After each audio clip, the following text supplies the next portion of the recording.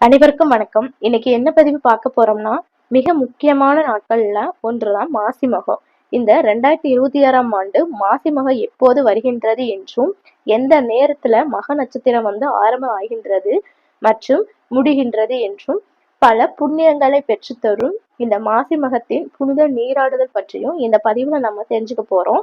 அதுவும் மாசி மாதத்துல செய்யப்படும் வழிபாட்டிற்கு 2 மடங்கு பலன் அதிகம் கிடைக்குமாம். அப்படிங்கிறதுனாலதான் மாசி மாதத்தில் வரும் மகம் நட்சத்திரம், மாசி மாத மகா சிவராத்திரி, மாசி மாத அமாவாசை, இது போன்ற விசேஷமான நாட்கள் எல்லாம் ரொம்பவும் முக்கியத்துவம் வாய்ந்ததாக சொல்லலாம்.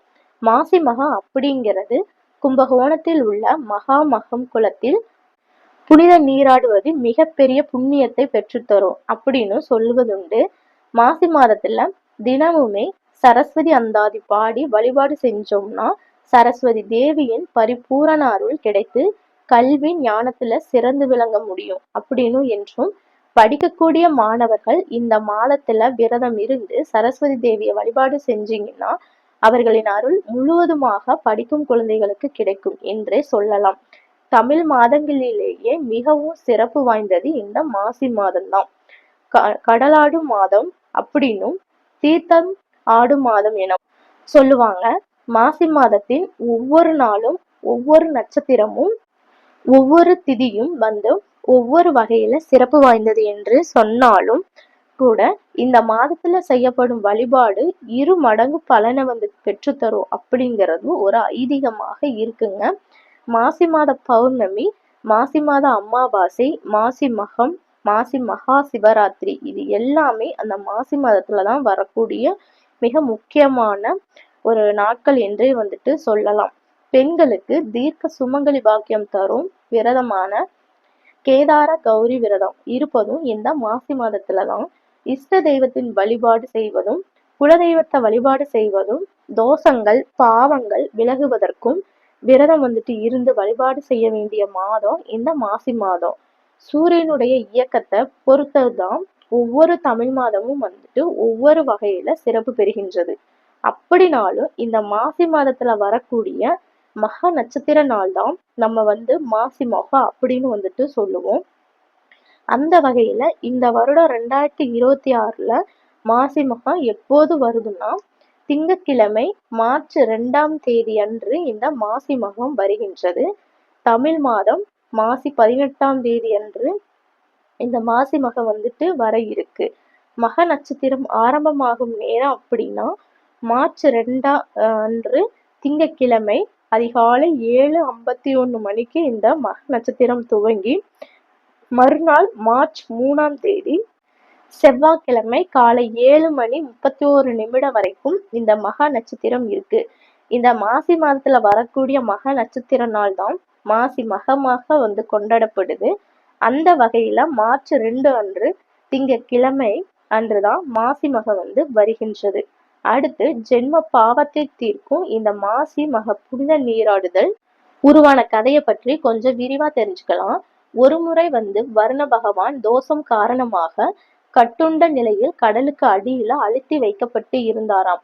அதனால பூமியில் மழை இல்லாம எல்லா இடங்களிலும் வறட்சி பஞ்சம் உண்டானது என்றும், எல்லா உயிர்களும் குடிப்பதற்கு கூட நீர் இல்லாமல் வாடி கஷ்டப்பட்டது என்றும், இதனால் தேவர்கள் எல்லாருமே சிவபெருமானிடம் வருண பகவானை எப்படியாவது விடுவிக்க வேண்டும் அப்படின்னு வேண்டிக்கிட்டாங்களாம்.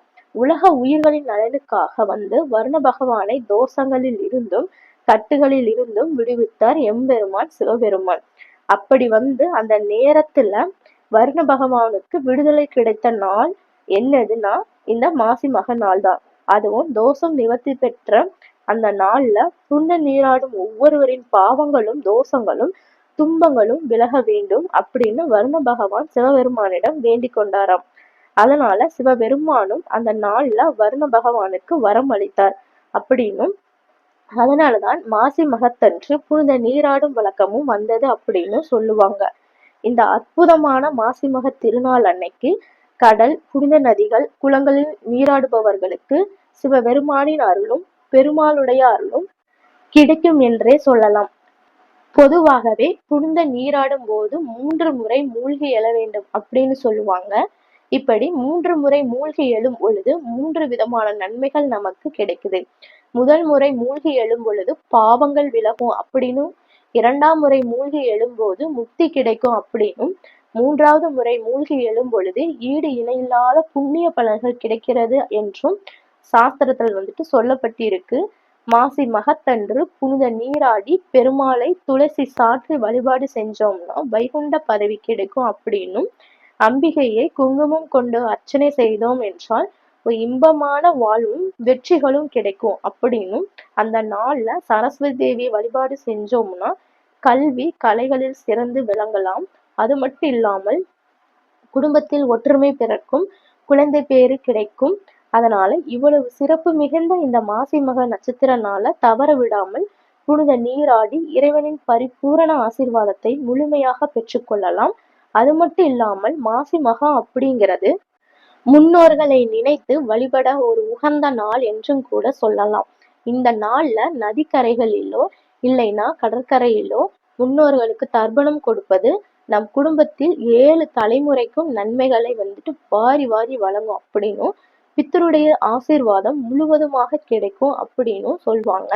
ஜாதகத்துல ராகு கேது தோஷமும் இல்லைன்னா செவ்வாய் தோஷம் இருப்பவர்கள் இந்த மாசி மகத்தன்று முருகப்பெருமானை மனம் உருகி வேண்டிக்கிட்டோம்னா தோஷங்களின் வீரியம் குறையும் அப்படின்னே நம்பப்படுது. முருகப்பெருமானின் அறுபடை வீடுகளில் ஒன்றான திருச்செந்தூர்ல மாசி மக திருவிழா ரொம்பவும் விமர்சையாக நடைபெறும். அன்று முருகப்பெருமான் கடற்கரைக்கு எழுந்தருளி பக்தர்களுக்கு தீர்த்தவாரி அருள்வார் அப்படின்னும், இந்த நாள்ல கடலில் ஒரு முறை நீராடினோம்னா நம் பாவங்கள் அனைத்தும் கரைந்து விடும் அப்படிங்கிறது நம்பிக்கையாக இருக்கு. மாசி மக அன்று அதிகாலையில எழுந்து பக்கத்தில் உள்ள புனித நதியோ இல்லைன்னா கடலில் நீராடுவது போன்ற ஒரு சிறப்பு. முடியாதவங்க வீட்டுல குளிக்கும் நீர்ல கங்கை காவிரி இது போன்ற ஒரு புனித நதிகளை நினைத்து நீராடலாம். முருகப்பெருமானை வழிபாடு செய்வது ரொம்ப ரொம்ப சிறப்பு. ஏன்னா முருகப்பெருமானுக்கு செவ்வரளி மலர் அப்படி அதை சாற்றி வழிபடுவது இன்னும் ரொம்பவுமே விசேஷம். அது போன்று அந்த நாள்ல பசியால் பாடுபவர்களுக்கு நம்ம உணவு அவங்களுக்கு ஏதாவது தேவைப்படுது அப்படின்னா அவங்களுக்கு உணவு அந்த மாதிரி வாங்கி கொடுப்பது என்பது ஒரு கோடிக்கணக்கான புண்ணியத்தை நமக்கு பெற்றுத்தரும். அவ்வளவு ஒரு சிறப்பு மிகுந்த இந்த மாசி மகம் வரக்கூடிய, அதுவும் திங்கட்கிழமையோடு வரக்கூடிய அந்த நாள்ல வழிபாடு செய்து புனித நீராடி இறைவனின் பரிபூரண ஆசீர்வாதத்தை முழுவதுமாக பெற்றுக்கொண்டு சகல சௌபாக்கியங்களோடு வளமாகவும் நலமாகவும் வாழலாம். இந்த பதிவு பிடிச்சிருந்தா சேனலுக்கு ஒரு லைக் அண்ட் ஷேர் செஞ்சு அப்படியே சப்ஸ்கிரைப் பண்ணி தொடர்ந்து இணைந்திருங்க. உங்களோட ஆதரவுக்கு மிகவும் நன்றி. வணக்கம்.